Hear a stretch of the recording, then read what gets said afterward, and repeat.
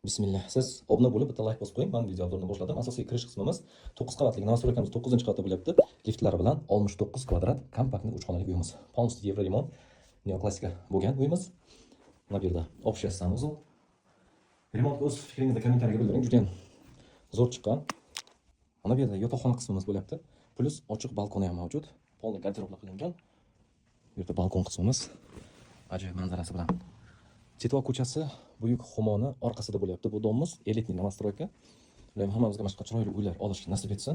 Mana bu yerda bolalarimiz uchun yotoqxona qilingan, o'ng qo'limizda полностью garderoblar, partalargacha, plus ochiq balkon mavjud. Bu yerda ham ajoyib shu manzarasi bilan va keyingi xonamiz bu mehmonxona bo'lyapti. Mehmonxonamizga ham chiroyli boshqa oppoq mebellar qo'yilgan.